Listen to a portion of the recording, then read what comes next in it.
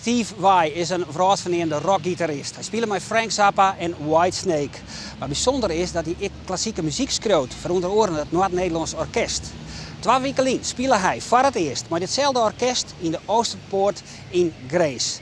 Het douwe Talmagie daarheen en regelt voor hemzelf een exclusief interview met deze legendarische gitarist-componist. Donington, please welcome His Royal Darkness, the 7-string, 6 strings not good enough for him, 7-string sorcerer, Mr. Passion and Warfare, Steve Vai!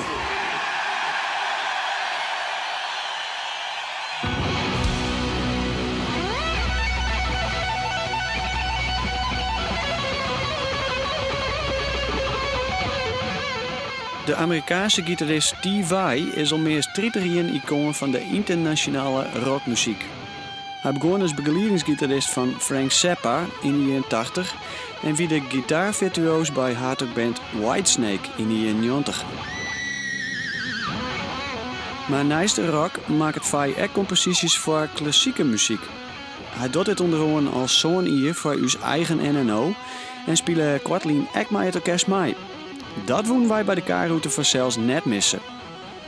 Ik spreuk de gitarist kret voor dat concert in Grace en Vai is blijkbaar de beroerdste net. Hij liet gelijk zijn apparatuur maar zien. These are my amplifiers. I have 2 amplifier heads in their stereo and they feed these 2 cabinets here. Alien Love Secrets Green. And then this is one of my main guitars. And it's an Ibanez Gem that I designed close to 30 years ago. And the only special feature that this has is these switches here, which are sustainers, which cause a note to hold. It sort of like has batteries in it, and you hit a note and it just will hold as long as the batteries last, which could be days. Onder wielst zit de foyer van de Oosterpoort al vol met fans van de gitarist. Ze komen oerenwaai. Where are you from? From Germany. Germany? Yes. You come specially to Groningen? Yes, every year. Ik vind het bijzonder dat hij hier speelt. Ja, ik vond het wel bijzonder. Ik zat eigenlijk vanuit gaan naar de eerste show zo zijn een grote stad of zo. Als Amsterdam of zo, maar ik vind het wel bijzonder. Ik zie dat jij zelfs je gitaar meegenomen hebt. Ja, dat klopt. Ik ga kijken of hij zijn handtekeningen zo meteen op wil zetten. Ik ben fan, dus dan vind ik dat wel bijzonder als hij dat zou willen doen. Ja. Heb je wel een stift meegenomen? Ik heb een stift bij me inderdaad. Voor de zekerheid. Ik heb gekeken of hij het deed ook. En dat,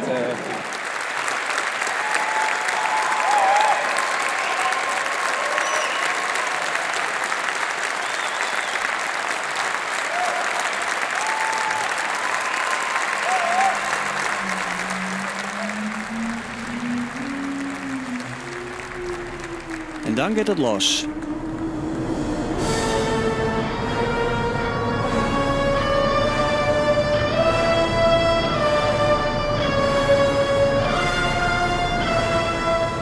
De samenwerking met een wereldberoemde rockgitarist als Vai levert een NNO in ieder geval heel wat aandacht en PR op. Was dat ook de opzet destijds om Vai te benaderen? Nee, kijk, Vai is gewoon een man die buitengewoon interessant is. De reden waarom wij hem binnen hebben, is omdat hij 2 werelden bij elkaar brengt. Je hebt natuurlijk 2 werelden die elkaar totaal niet kennen. De rockwereld en de klassieke wereld.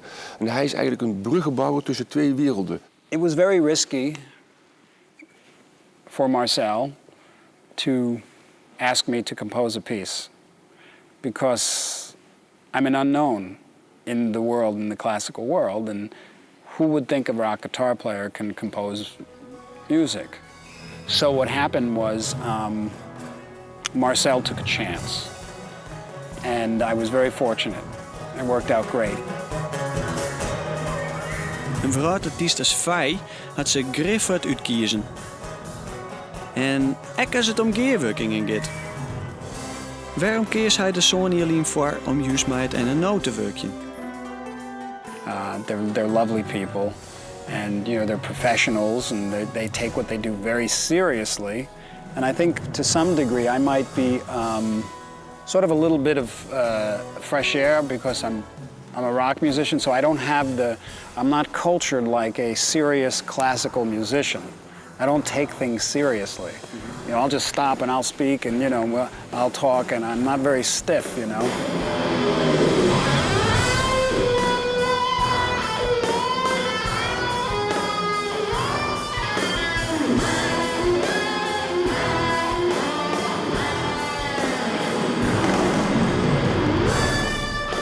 But when you're composing, it's just infinite potential because you have, 80 musicians, and if you know how to write for them, you know, you just, it's infinite, you know, there's so many possibilities and you start hearing these things in your head.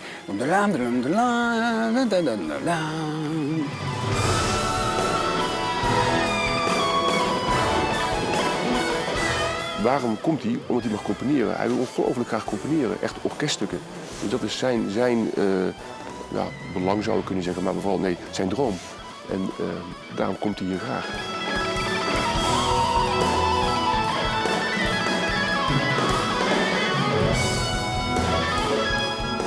Tot 7 jaar geleden had ik zoals veel mensen vooroordelen hadden, had ik mijn vooroordelen over de hardrockwereld of hardrockgitaristen. En ik dacht, nou ja, dat kan toch eigenlijk allemaal niks zijn. Of Mannen met lang haar. Mannen met lang haar en die staan op zijn gitaar te rachen. Maar dat beeld is 100% bijgestuurd. Het niveau, Joe Satriani, Steve Vai, natuurlijk over de grote hebben we het niet eens, over Zappa en Hendrix, echt de supergrote, en Prince. Dat zijn mensen die echt serieus net zoveel kunnen als Beethoven of Mozart of Tchaikovsky of Wagner. Het is gelukt. Er is een paraaf erop. Of een paraaf handtekening. Ja, het is iets wat dit vind ik echt heel gaaf. Daar ben ik echt heel blij mee. Daar staat hij. Vol trots. Dus. Nou kun je er weer een mooi ding aan.